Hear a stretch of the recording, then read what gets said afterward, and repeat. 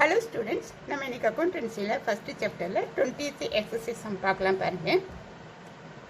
Selvam does not keep his books under double entry system. From the following information, prepare trading and profit and loss account and balance sheet as on 31st December 2018. Particulars 1/1/2018, 31/12/2018. Machinery 60,000.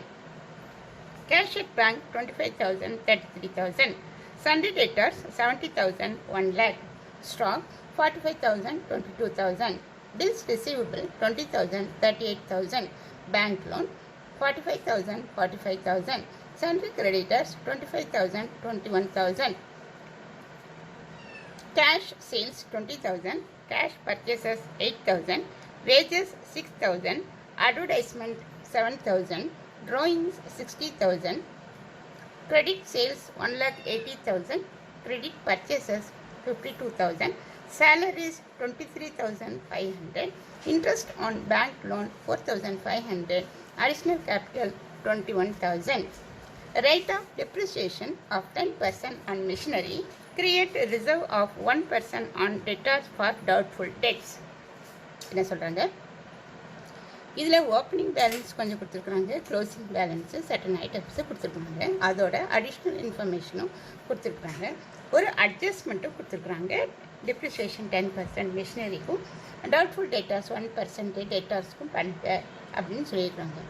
இப்போ இதில் சாதாரணமாக நம்ம total கிரெடிட்டர்ஸு total டெட்டர்ஸ் account தயார் பண்ணுவோம். அதில் வந்து credit purchases credit sales நம்ம கண்டுபிடிப்போம். ஆனால் அதுக்கு இங்கே வேலை இல்லை.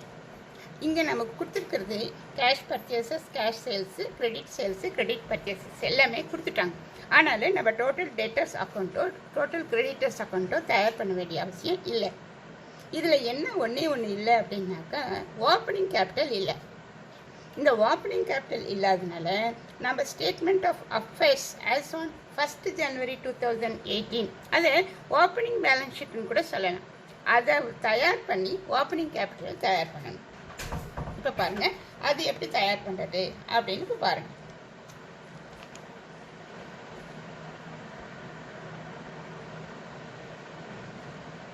பாருங்க, in the books of Selvam, statement of affairs as on 1st January 2018.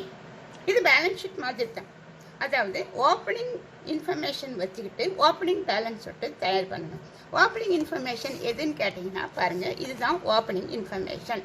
இது opening information machinery, cash at bank, sundry debtors, stock, bills receivable, bank loan, sundry creditors எல்லாமே ஓப்பனிங் பேலன்ஸு கொடுத்துருக்காங்க. இதை வச்சுக்கிட்டு நம்ம இந்த ஓப்பனிங் ஸ்டேட்மெண்ட் ஆஃப் அஃபேர்ஸ் தயார் பண்ணோம்னா opening capital கிடைச்சிடும். இப்போ இதில் நமக்கு என்ன வேலைன்னு கேட்டிங்கன்னா இதில் எது அசெட்டு எது லைபிலிட்டி அப்படின்னு நம்ம பிரித்து பார்க்கணும். Machinery asset, cash at bank asset, sundry debtors asset, stock asset, bills receivable asset. இது 5 அசெட், பேங்க் லோனும் சண்டரி கிரெடிட்டர்ஸும் லைபிலிட்டி. இப்போ நம்ம அசெட் எல்லாம் ஒரு பக்கமும் லைபிலிட்டி எல்லாம் ஒரு பக்கமும் போட்டு ஒரு டிஃப்ரென்ஸ் கண்டுபிடிக்கணும். பாருங்கள், இந்த books of Selvam statement of affairs as on 1st January 2018 asset liabilities போட்டுங்க. ரைட் சைடில் அசெட்டு, லெஃப்ட் சைடில் லைபிலிட்டிஸ் போட்டுக்கோங்க. இந்த அசெட் பாருங்கள், machinery 60,000, cash at bank 25,000, sundry debtors 70,000, stock 45,000, bills receivable 20,000. அசெட்லாம் நம்ம இந்த பக்கம் போட்டோம். லைபிலிட்டிஸ் பாருங்கள், பேங்க் லோன் 45,000, சண்டரி கிரெடிட்டர்ஸ் 25,000 போட்டாச்சு. இப்போ இதுக்கு ஒரு டிஃப்ரென்ஸ் கண்டுபிடிங்க. இந்த பக்கம் நீங்கள் ஆட் பண்ணிங்கன்னா 2,20,000 வருது. இந்த 2,20,000லேருந்து இது 2 ஆட் பண்ணால் 70,000 வருது. ரெண்டுக்கு டிஃப்ரென்ஸு 1,50,000. இந்த 1,50,000 தான் கேபிட்டல். இது ஓப்பனிங் பேலன்ஸ் ஷீட்டில் இருக்கிறதுனால இது ஓப்பனிங் கேபிட்டல்னு சொல்கிறோம். இதுதான் பேலன்சிங் ஃபிகர். பேலன்சிங் ஃபிகர்னாக்கா வர ஆன்சர்னு அர்த்தம். அப்போ ரெண்டுக்கு இருக்கிற டேலி பண்ணிங்கன்னா உங்களுக்கு வரது ஆன்சர் 1,50,000. இந்த 1,50,000 ஓப்பனிங் கேபிட்டல் நம்ம கண்டுபிடிச்சிட்டோம். இப்போ நம்ம ஆஸ் யூஷுவல் ஃபைனல் அக்கௌண்ட்ஸு எப்படி தயார் பண்ணுறதுன்னு பாருங்கள். Final accounts trading and profit and loss account for the year ended 31st December 2018. இப்போ பாருங்கள், இதில் ஓப்பனிங் ஸ்டாக் பாருங்கள், இந்த ஓப்பனிங் ஸ்டாக் தான் போனோம். ஓப்பனிங் ஸ்டாக் இது க்ளோசிங் ஸ்டாக்கு. இப்போ ஓப்பனிங் ஸ்டாக் 45,000 போடணும். பர்ச்சேசஸ் கேஷ் பர்ச்சேசஸும் இருக்குது, கிரெடிட் பர்ச்சேசஸும் இருக்குது. பாருங்கள், கேஷ் பர்ச்சேசஸ் வந்து பாருங்க 8000 கிரெடிட் பர்ச்சேசஸ் 52000 இதில் 2 பர்ச்சேசஸ்க்கு கேஷ் பர்ச்சேசஸ் 8000 கிரெடிட் பர்ச்சேஸ் 52000 ரெண்டையும் ஆட் பண்ணி 60000 போட்டுக்கணும். அடுத்தது வேஜஸ் இருக்குது. வேஜஸ் நமக்கு ட்ரேடிங் அக்கௌண்ட்டில் தான் வரும் 6000 வேஜஸ் 6000 போட்டுக்கணும். அடுத்தது சேல்ஸுக்கு வாங்க. இந்த பக்கம் வந்தீங்கன்னா பை சேல்ஸில் கேஷ் சேல்ஸும் இருக்குது கிரெடிட் சேல்ஸ் இருக்குது. கேஷ் சேல்ஸ் பாருங்கள் 20000 credit sales 1,80,000 cash sales 20,000 credit sales 1,80,000 ரெண்டும் ஆட் பண்ணி 2 lakhs போட்டாச்சு. அடுத்தது க்ளோசிங் ஸ்டாக் பண்ணணும். க்ளோசிங் ஸ்டாக் இங்கே பாருங்கள், இது ஓப்பனிங் ஸ்டாக், இது க்ளோசிங் ஸ்டாக் 22,000 க்ளோசிங் ஸ்டாக்கில் போட்டாச்சு. இப்போ நம்ம இதை ஆட் பண்ணிங்கன்னா 2,22,000 வருது. இந்த பக்கம் ஆட் பண்ணிங்கன்னா 1,11,000 வருது. 2,22,000 1,11,000 லெஸ் பண்ணிங்கன்னா 1,11,000 வருது பேலன்ஸு. இந்த பேலன்ஸ் என்னன்னு கேட்டிங்கன்னா கிராஸ் ப்ராஃபிட். இந்த கிராஸ் ப்ராஃபிட் அப்படியே நம்ம ப்ராஃபிட் அண்ட் லாஸ் அக்கௌண்ட்டில் இறக்கிடணும். அப்போது 2 கிராஸ் ப்ராஃபிட் சீரின்னு எழுதி 1,11,000 இந்த ஆன்சரை போட்டுக்கோங்க. அதை அப்படியே இங்கே இறக்கிக்கோங்க. பை கிராஸ் ப்ராஃபிட்னுட்டு 1,11,000 போட்டுக்கணும்.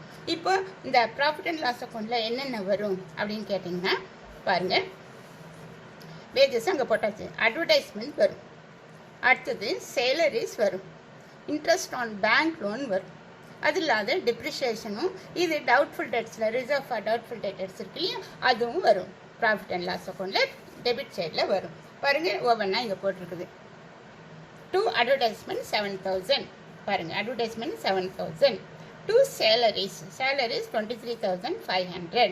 அடுத்தது interest on bank loan 4,500. Interest on bank loan 4,500. Depreciation கொடுத்துருக்குறாங்க 10% ஆன் மெஷினரி பாருங்கள் 60,000 ரெண்டு பக்கம் இருக்குது. அது ஏதாவது ஒரு மிஷினரி எடுத்துருக்கோங்க. 60,000க்கு 10% கால்குலேட் பண்ணணும். பாருங்கள் 60,000க்கு 10% கால்குலேட் பண்ணால் 6,000 வருது. அதுதான் டிப்ரிஷியேஷன் ஆன் 10% ஆன் மெஷினரின்னு போட்டு 6,000 போட்டுக்கோங்க.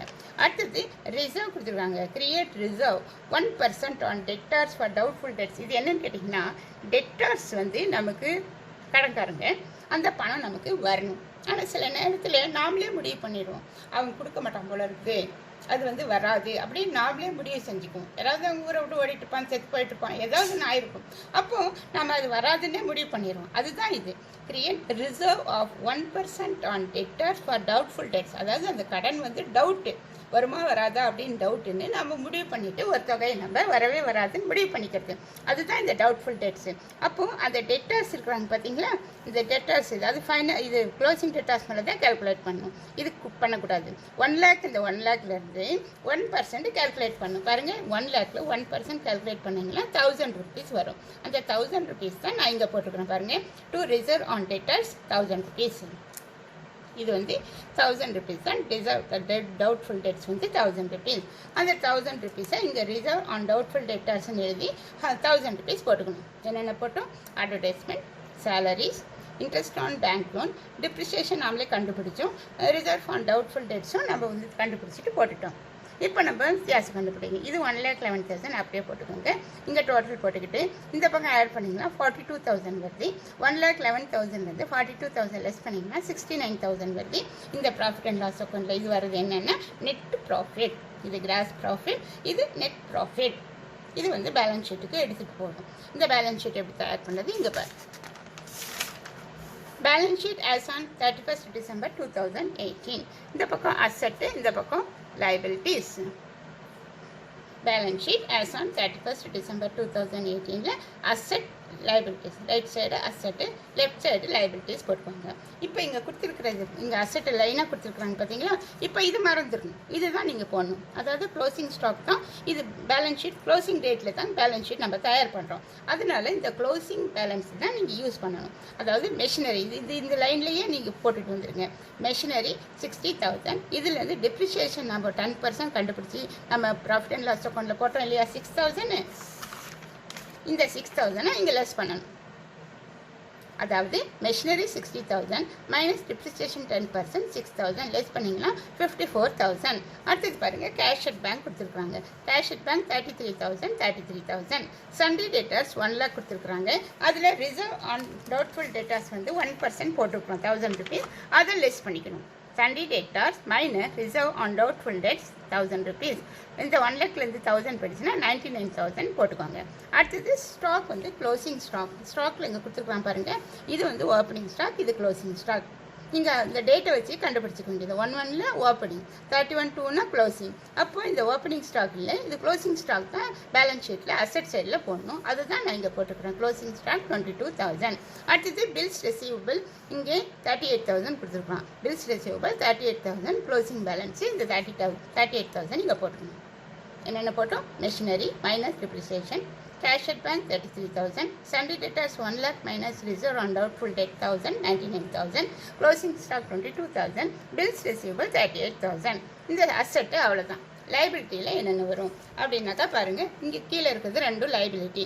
Bank loan 45,000, sundry creditors 21,000. அது அப்படியே போட்டுக்கோங்க. Bank loan 45,000, sundry creditors 21,000. அடுத்தது நம்ம கேபிட்டல் நாமளே ஒரு ஓப்பனிங் கேபிட்டல் கண்டுபிடிச்சி வச்சுருக்கிறோம் பாருங்கள். Opening capital 1,50,000. அந்த 1,50,000 கேபிட்டலுக்கு போட்டுருங்க. நெட் ப்ராஃபிட் நம்ம ப்ராஃபிட் அண்ட் லாஸ் அக்கௌண்ட்டில் நெட் ப்ராஃபிட் கண்டுபிடிச்சோம் இல்லையா, 69,000. அதை ஆட் பண்ணிக்கணும். அதோட இங்கே ஒரு அடிஷ்னல் கேபிட்டல் கொடுத்துருக்குறாங்க பார்த்தீங்களா, அந்த அடிஷ்னல் கேபிட்டலும் ஆட் பண்ணிக்கணும். கேபிட்டலோட நெட் ப்ராஃபிட்டும் ஆட் பண்ணணும், அடிஷ்னல் கேபிட்டலும் ஆட் பண்ணணும். ஆட் பண்ணிங்கன்னா உங்களுக்கு 2,40,000 வருது. அதிலிருந்து ட்ராயிங்ஸ் ஒன்று கொடுத்துருக்காங்க பாருங்கள். அதை வித்ட்ரா பண்ணிக்கிறது, அவங்க செலவுக்கு வித்ட்ரா பண்ணிக்கிறது. அதை லெஸ் பண்ணணும். Capital plus net profit plus additional capital minus drawings. நீங்கள் எல்லாம் கூட்டி கழிச்சு போட்டிங்கன்னா 1,80,000 வருது. Bank loan, sundry creditors, capital plus net profit plus additional capital minus drawings 1,80,000 வருது. இதை ஆட் பண்ணிங்கன்னா 2,46,000. இந்த பக்கமும் 2,46,000 வருது. பேலன்ஸ் ஆகிடுச்சு. அவ்வளோதான் இந்த சம்மு. அடுத்த வீடியோவில் பாருங்கள். நன்றி.